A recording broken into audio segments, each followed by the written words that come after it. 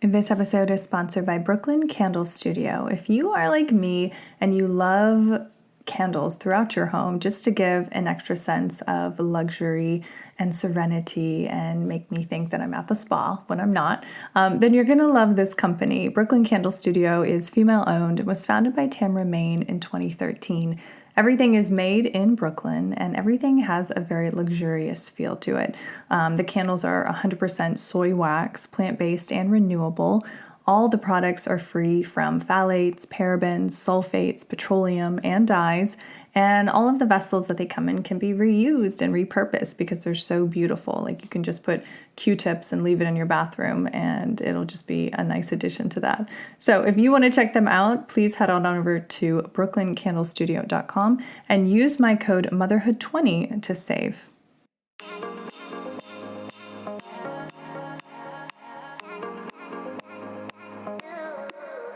You are listening to the Motherhood Unstressed podcast, and I'm your host, Liz Carlisle. Thank you so much for tuning in. I am so glad that you're here, and I'm excited to share the work of my guest with you this week because it affects all of us, but especially those parents with young daughters. Now, I think anyone caring for girls today knows that our daughters, students, and girls next door are more anxious and more prone to depression and self-harm than ever before. The question that no one has yet been able to credibly answer is why. And that's why I'm so excited to share the work of my guest with you this week, because she's diving into the why, and most interestingly, it's rooted in a biological phenomenon specific to girls. So once you have that information, you can then offer strategies, which is exactly what she's doing in her book, Girls on the Brink, to talk about how we as parents, families, and the human tribe can secure a healthy emotional inner life for all of our girls in a strategic way that speaks to this biological component of safety that girls need to feel in order to combat anxiety, depression, and feelings of self-harm. So this is another crucial episode. I'm so glad to have a platform to share this out. I hope you enjoyed this conversation. I hope you share it out to everybody that you know, especially if they have a young daughter who's coming up in the world. It's just not an easy place anymore. But when you're armed with the knowledge and the research and the science that's been done to address these emerging issues, then you win. It doesn't beat you. You can create the life that you want to create for your family, for your children, and then that passes on to the next generation and lifts all of us up. So, hope you enjoyed this episode. I hope you go and get the book. Please enjoy this conversation with Donna Jackson Nakazawa. Well, hello, Donna. Welcome to the show. I'm so glad that you're here. Such a pleasure to be here, Liz. Yeah. So in reading your new book, Girls on the Brink, I love that the very first statement in your introduction is that you can gauge the health of a society by how it treats its girls and how its girls are faring. So how would you say the girls in this country are faring? Well, we know over the past 10 to 20 years, we've seen escalating, unprecedented rates of anxiety, depression, mood disorders, self-harm, eating disorders in girls. And what's particularly worrisome is that these different kinds of concerns are arriving earlier and earlier in girls' lives by ages 12 or 13. Just to throw out a couple of statistics, 1/3 of girls now say that in the past year, they have had a major depressive episode. Now, let's be clear, that's a loss of interest in activities. It's, not wanting to get out of bed for 6 weeks or more. We're not talking just a fluctuation after, during finals or after a breakup. We're talking something really systemic here. We also know that rates are going up very, very significantly and steeply for girls. And we're not seeing that same dramatic increase in boys. Now, boys are struggling too. I know we'll get to that, and I hope we will. But this requires attention. The rate of anxiety disorders in girls is twice that than it is in boys. And over the past year, the suicide rate in girls rose 51%, and it rose 4% in boys. So we're worried about girls and we're worried about boys. but it would be a mistake and a disservice to all of our children to turn a blind eye to what is happening. Yeah. And I also liked in the book how you said it's not just that we're more aware that there's a higher rate of depression in girls, and it's not like you're diagnosing more. There is something else going on. So can you talk about your reason behind why you think this is happening, and how, if you're a parent tuning in, you can start to recognize the signs that this might be happening to your daughter? Well, the book is really constructed in 3 parts for that very reason, because as a writer, you're always, you spend 2 years a fly on the wall with the top researchers in the world and following individuals, in this case, 3 young girls for 2 years through their adolescence. And when you put it all together, you want to structure it in a way that's really that's easy and accessible for people. So the first third of the book is really about what's happening to our girls and what life is like for our girls right now, because it wasn't that way for any of us who are mothers. If you're old enough to have a daughter, it wasn't that way for you. Yeah. And number 2 is the science behind why this is happening. And in that, I follow, a dozen of the leading sages in the country, maybe in the world, who study neurobiology and the intersection of neuroscience, immunology, and our lived experience. So I want to share, to answer your question, why is this happening? Some of what they told me. So number 1, we only began to look at the female brain in response to stress in 2016. Before that, all the studies that were done on the intersection of stress, how it affects the developing brain, were done in male models in preclinical research. And, all research starts in animal models and what we call preclinical and translational research. The reason being, researchers wanted to keep those pesky hormones out of it, right? Mm-hmm. Because you couldn't be doing these different early explorations and this early research into the developing brain and what happens when it meets chronic, ongoing, unrelenting stress, and suddenly have estrogen come rushing in. So everything was done in the context of the male brain and in the context of testosterone and how it comes in and modulates stress. So in 2016, NIH asked very nicely that researchers begin to look at the female model for the intersection of stress. And the findings started to be explosive because the differences are pretty big. So I'm going to break this down. Estrogen is different than testosterone. We all know that. We have estrogen to thank for the fact that as women, we can do as much as men in smaller bodies and with smaller organs, by the way, because we also have to be able to carry a 9-month baby in our body. Why can we do as much on less? Estrogen, thank estrogen. Estrogen packs a super immune wump when we are confronted with viruses or in any kind of situation where there is a lot of emotional stress and the body begins to feel unsafe. Why? Thank estrogen, because estrogen across evolutionary time allowed us to be more protective toward carrying another human life. So that's why when women get vaccines, they have a bigger measurable immune response to vaccines. You can thank estrogen for that too. So hold that thought, right? Now let's just look at the developing brain in general. Early on in the womb, it's actually females who have an advantage because females happen to have more guardrails thanks to the X chromosome in the womb. So they've got an XX, and that allows for more cushion to environmental influences. This is why boys tend to have more issues in the womb and after they're born. And I can attest to this. My son, when he was first born, he was in intensive care on and off the first few months of his life. And that is just more, we see more early in life issues with boys. All of that flips when estrogen comes in, because the developing brain has one question that it asks throughout development.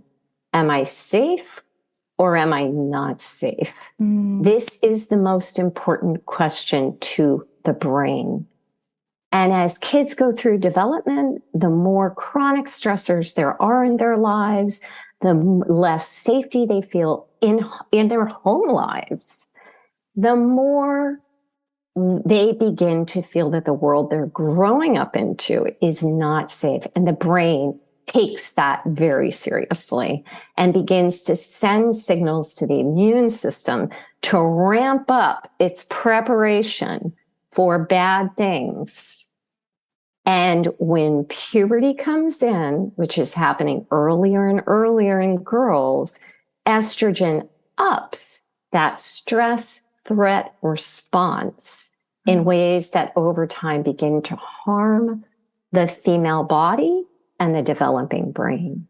This episode is sponsored by Lunya. Lunya's mission is to elevate rest ever since it was founded in 2014 by Los Angeles native Ashley Merrill. Now, if that name rings a bell, there's a good reason, because she has been on the show not once, but twice. The most recent episode, episode 245. Now, we talk all about motherhood and managing stress and running a business, but we also talk about her beautiful brand. Known for pioneering washable silk, they have since expanded into other signature fabrics like organic Pima and cozy cotton silk. Everything Lunya makes is designed to tangibly improve rest with products as functional as they are beautiful. Lunya maintains a painstaking attention to detail, quality, and construction because they see their pieces as the anti-old t-shirt. They are the uniform for those who share their belief that resting is the most important time of the day. So if you would like to get some Lunya apparel of your own, please use my code UNSTRESS20 to save at lunya.co. That's LUNYA.co. That's incredible. And that was one of the biggest things that surprised me when I was reading the book, is how it affects them on girls on such a biological level, because you're right, we haven't ever heard of this before. I can't believe that it was only a few years ago that we actually started really looking. But I had other people on the show that talk about how medical studies really weren't inclusive of women until the 90s, like at all, because of that factor, the hormonal factor, and it made things too complicated and too difficult. But clearly, this is something that needs to be looked at. I'm glad that they finally are. Can you talk a little bit about those biological differences that are going on between boys and girls, and why it is so intense for girls, and how that actually manifests in their bodies, in their brains, when they don't feel safe? Absolutely. So we know that our young people have a lot of good reason to not feel terribly safe right now. They're growing up in a very different world. Let's just list a few of those reasons. And this is across gender fluidity, across any kind of way in which we want to refer to young people, whether cisgender or trans, doesn't matter, right? All young people are being affected by these. I want to be very clear about that. I am the mother of a son and a daughter. I see all young people struggling. Okay. So, but as kids are coming of age today, unlike us, they're facing climate disasters, climate change, many of them in their own neighborhoods, right? There are floods. I know certainly where we live in a 100-year floodplain, we have floods now every 6 weeks or so. It's just wherever you live. If you live in the West, it's burning. In the East, it's flooding. School shootings are ubiquitous. Pew did a study where Pew Charitable Trust, where a majority of kids now fear their school will be next. And I ask you, why wouldn't they? Why wouldn't they? We also have been through a pandemic, but to be clear, these rising, escalating rates of depression and anxiety and self-harm in girls were well established before the pandemic. That has thrown gasoline on an already existing fire, but in no way does it account for the trend that we have seen for more than a decade. We also have, social media.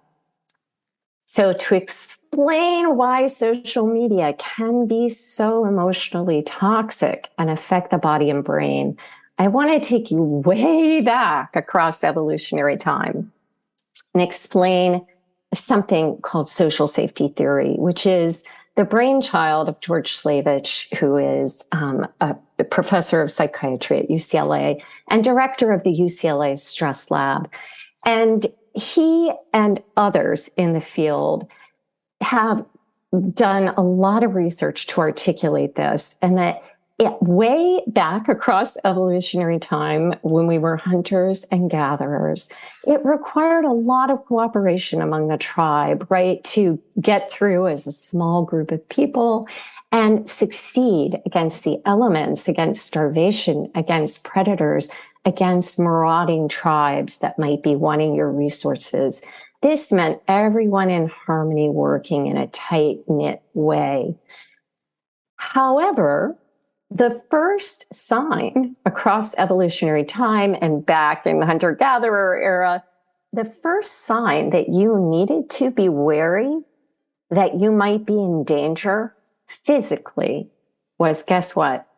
Social stress, being dissed socially, not being included, being made fun of, because those were the very first indicators to the brain that you might not be safe going forward. And what did that mean way back? It meant, your gene pool might not have the good food coming off the fire. You and your children might not be in the center of the tribe. You might be at the outside, the first to be vulnerable to predators or marauding tribes.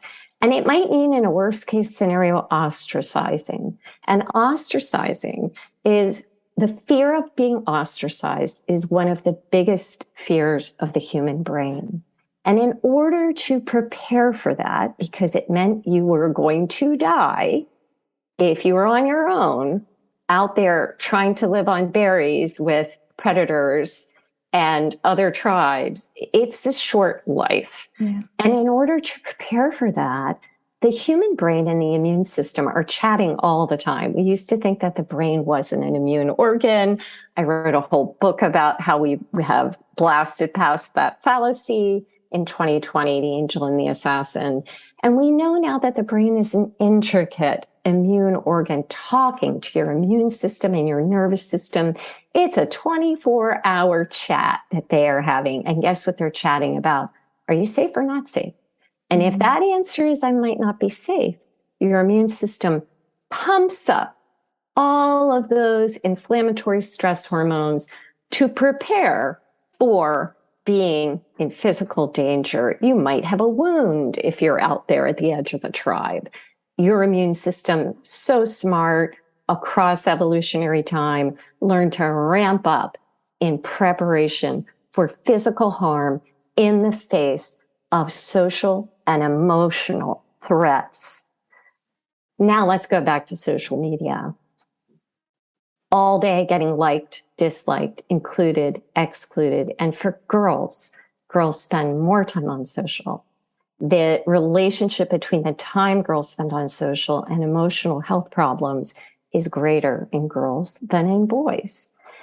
What would be part of the reason for this? Let's tick them off on our fingers. Girls are much more likely to be evaluated based on appearance, skin, hair, weight, body. Girls are much more likely to be expected to post about their physical appearance, face, body, in order to be popular on social media, which, let's be clear, is being popular, period, in your social group. Girls are more likely to be victims of harassment online and to see other women being victimized, not just by harassment online, but turn on Twitter or Instagram or Facebook, which kids don't use Facebook, or TikTok. Oh, gymnasts have been harassed, and abused by their trusted doctor. Jeffrey Epstein, Bill Cosby, Harvey Weinstein, Matt Lauer. Name a man who got really, really powerful, who girls don't see in some way being abusive toward girls like them. So this is the context in which girls are coming of age. And as they get all of these messages, the immune system and the brain ramp up a defense. It is an evolutionary mismatch between the pressures that girls are growing up with today in a still largely culturally misogynistic world. The influx of social media, which, to be clear, can also be used for good, right? There are lots of good things about social media, but is largely toxic to girls in this age group because of our expectations of girls and the way in which we respond to them as they develop into womanhood, one of which is sexualizing them way before their brains are ready for it. And you put all that together and you have a lot for the developing female brain and body to respond to. Add that puberty is happening a lot earlier, which is a period of time where all of the hardships, all of the adversity you have ever faced as a developing child and teen is going to be taken into account as the brain remodels itself based on, it's kind of like a chess game, a computer chess game.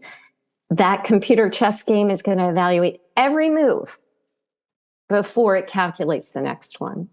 And when it thinks the next one is more hardship, stress, and danger, that begins to change the brain in very significant ways.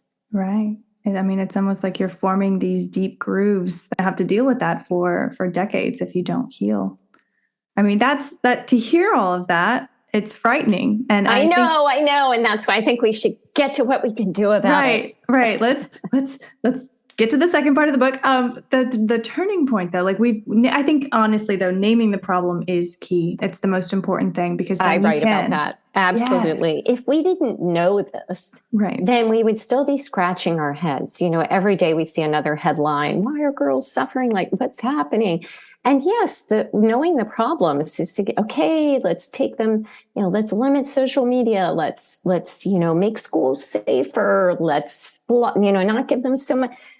If you don't understand this intersection on a neurobiological, or to use a fancier word, psychoneuroimmunological level, which basically means psych, thoughts and feelings of safety, and neuro, brain synaptic connectivity, and how the brain is talking to the body to ramp up a stress response. If we don't get that that's happening differently in the girls we love and teach and raise and who are clients, and if we don't go into doctors' offices, if we don't get that, then we don't really understand how crucial these 15 antidotes to helping girls really are, and that we need to get to it. We all need to get to it. We need to get to it now. Now, I should say, I don't believe, and I write about this, that we should need this information to care about girls and treat girls better.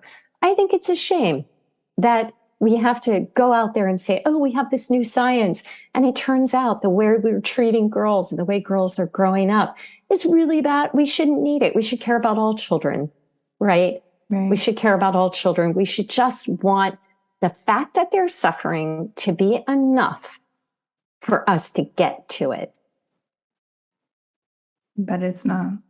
I think too, having the science behind it gives it the validity that we all need to take corrective action and even just preventative action. So let's get into the juicy stuff. Let's talk about what we can do as parents. Even parents listening to this who have 3 and 4-year-olds, and this is coming down the pike. I think that this is crucial for them to know this. So can you give us some some of the things that you write about in the book that are going to shift this paradigm in a positive direction? Well, I think everything starts with remembering that sense of safety, because the way that I envision it in my mind is sort of like those Russian tea dolls that stack inside each other. And out at the very outer, the outer one is really society at large, right? It's the universe our kids live in. And then that next one inside is their community, that tighter community, which might be their school and their extended family. And then the next one is their family of origin, that first group. And then when all of those are safe, when they feel and are experienced safely, then that is what ensures us that that tiny little figure in the center feels safe within herself. So we could start there with that first little stacking, whatever we want to call it. And that is the family of origin. And this episode of Motherhood Unstressed is sponsored by Sambucol. Fall is here, and you know what that means. Cooler weather, layers, and of course, the kids are back in school. Now, with that comes the threat of illnesses. It's what we've all known since we've had them in daycare, right? But Sambucol offers a great way to support their immune systems. They have key vitamins like A, C, and E, and also a natural source of powerful antioxidants. So you're boosting that immune system and you're helping keep them healthy, even though they're back in the day-to-day, especially as the temperatures get cooler and sicknesses start to increase. But Sambucol is great because they have a lot of different products to help you get that black elderberry in your system. They have syrups, gummies, chewable tablets, drink powders, capsules, and more. Our family loves the gummies, I have to say. I love them. They're sweet and tart, and I feel like it's a little treat in the middle of the day whenever I pop them in. And my kids do too. So it's easy to get them that immune boosting support that they need for the school year and beyond. Now, if you're tuning into this, you know I'm going to get you a good deal. You can get 15% off your next order of $9.99 or more at sambucolusa.com and use my promo code motherhood15 at checkout. That's 15% off your order of $9.99 or more at sambucolusa.com using the code motherhood15. So when we go back to that question of are you safe or unsafe, those first messages come from the family. They come from parents. They come through that rarity, which is a parent who has done their own work on their own trauma. So, I write a lot about that in the book. I wrote a lot about that in my book, Childhood Disrupted. It's so important that as adults, our own trauma has been addressed, because just as during development, the placenta is sort of like a screen for all the different toxins or hits or stressors that could come toward a developing child, for a child throughout childhood and as our children develop, that's really established by how regulated a parent is. A parent is really that screening tool, that screening system. And I don't mean you can't see this book because you're not ready for it. I mean, they have done the work to feel safe and to share that sense of regulation. Because a child who grows up and later knows how to regulate themselves and feel safe, even when things aren't safe. Let's be clear, we can't protect kids from everything. Not at all. But to have the skills and tools to feel safe when things are topsy-turvy and off-kilter, that is patterned on thousands of minute moments and experiences of having an adult, a caregiver, emulate that for you, model that for you. So there is a lot of work to be done. Of course, I get way into the details in the book. However, to reassure parents, this doesn't mean you don't make mistakes. I have 2 children. It means that you're doing the work to learn how to rebound within yourself when you make mistakes. And it also means that you have the ability to take various scripts that we work on in the book and, that I present in the book, and begin to figure them out so that even while you're regulating yourself in hard moments, in high stress parenting moments, and if you don't have them, I've never met a parent in all the hundreds of talks I've given. I've never met a parent who can say that they don't have them.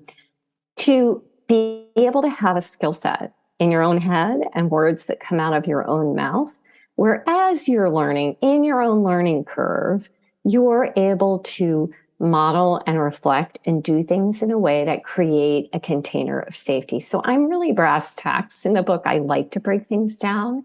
Again, I'm a parent. I wrote this book thinking, what are all of the greatest public health sages telling us? And then running it through my own brain and going, how would this sound? What would this be like? And what do I wish I had done differently? So everyone who reads this book is really benefiting from my own failures and regroupings toward getting it right. I love that. I love that too. Like, you're a journalist, so you're writing from the point of the people. You're making it translatable to all of us so that we can get this science and all of these studies from these high priests of scientists into real life situations. Like, I think that's a critical part of the book and why this book chose to come through you. Oh, you're very sweet. And I would say high priestesses too, because as a feminist writer, I'm also very, very clear that I want to amplify the greatest female scientists and immunologists that we have out there who have largely been held back in the ways that women are often held back. So, they, and a lot of them are at the forefront of this research because guys weren't doing it. Right. Absolutely. Oh, I love that. So you talk about the family being primary in establishing a realm of safety. How can the community, that social aspect, once they're, out at school and activities after school, how can that contribute to a greater feeling of safety, or at least inclusion in an ever divisive world? Yeah. So of course, the first thing we want to do is work on our own history, our own trauma, and have, scripts and tools to be that parent that we know our children need. But we can't protect children from everything. And again, we wouldn't want to, right? Because we need a little wobble. It's really important that as kids develop, they have a little child-size wobble or teen-size wobble, because that neural structure needs to develop too, right? Yeah. Like, oh, I know what to do when I forget my homework. I know how to handle these feelings. I know how to manage situations like this. That neural structure has got to be there so that when kids go off on their own, they can come back to that sense of, I've got this. Now, of course, with bigger size adversity, parents certainly have to step in. But when we're thinking about kids in the larger world, there are, 15 different, 12 different anecdotes that I have in the book for that. And they include, making sure that you are working with your kids' school, be a partner with your kids' school. Kids go to school, very stressful situations, and we have a great dearth of counselors in the public school system. Teachers are burned out. But really knowing how the right things to say and not say to open up that conversation with schools. We tend to shy away from talking to teachers or counselors about our children's emotional health. And yet, if they sprain their ankle, you would let the coach know right away, right? Yeah. So we need to really kind of break through that. We also want to make sure that as our girls are growing up, we do some really pretty simple things to connect them back to community. I talk in the book a lot about the importance of avatars. So I use the word avatars here in a way it hasn't been used in a very long time, not the kind of avatars that young people think of on video games or in movies. But the original Hindu use of the word was a being who comes into your life expressly to help you develop into your best, most incredible, absolute self. And when I say avatar, I'm thinking of other women in the community who may share interests with your daughter, who might be great examples of how to be calm and strong and regulated, and might be somebody who is a female photographer and your daughter is into photography, or a female poet and your daughter is into poetry, or a filmmaker, or through groups. There are groups like girls, coding for girls who like to code. For a while, the Pentagon was running a special national security project for young girls to come in and strategize about what they would do in different events. So there are lots of different programs that are geared toward pairing older women with girls and to bring them into that sense of female community and have women to look to and turn to as they themselves are developing. There are lots of age-appropriate groups for girls who are interested in the same thing. And there are other ways to connect to community, like making sure that you and your family are doing things with safe other families. Weekend retreats for families who like to meditate together, hiking together, camping trips together. Our kids are increasingly isolated away from nature, away from community, and we can strategically start to build those back into our children's lives. We're not here to do it alone. We are the most important person in this story other than the child. Of course, our child is always that most important center in the figure of those stacking Russian tea dolls, but we are the biggest influence. And we also want to be sure to bring lots of positive experiences into our children's lives, not just focusing on the negatives that are happening. We can wonder aloud together with our kids to help open up possibilities and hope. And I wonder what we'll do when the pandemic is fully over. I wonder what we can do about climate change. I wonder what that bluebird is putting in his nest. We can build relational awareness. So it goes on and on. I'm a brass tacks person. I'm a super logical person. And that's why I put, 15 of these strategies in the book. Oh, I love that. And to everyone listening, get the book, because I think naming the problem obviously was key, but then also the solutions that are all in there are so important. Donna, we are at the end of the time for this particular interview, but if there were one lasting message that you would want to leave with the listener, what would that be? It's never too late. Wherever you are in your parenting journey, wherever your child is in their development, it is absolutely never too late. As soon as you begin to put the strategies and antidotes that work for you and your family together, and let's be clear, girls aren't struggling like this for one reason. And so it would be foolish to think that we could do just one thing to help them. This is a bundling together of ideas and strategies based on the latest science to help girls not only feel safe, but to grow strong with a sense of mastery and identity within themselves so they can go take on the world. And we're not alone in this, and it's never too late to begin. The shifts that occur wherever you are in this process of motherhood or fatherhood or mentoring, it's mind-boggling what happens when we bundle together these neuroprotective strategies and begin to implement them in girls' lives. I just got chills when you said that. So beautifully said. Donna, where can our listener find out more about you and get the book? You can go right to my website, DonnaJacksonNakazawa.com. And that Nakazawa part is hard, so I'll spell it. It's Donna Jackson, N as in Nancy A, K as in kangaroo A, Z as in zebra A, W as in water A.com. I'm also on Instagram. I'm also on Twitter, and I'm under Facebook on Donna Jackson Nakazawa, author. So I think I'm pretty easy to find.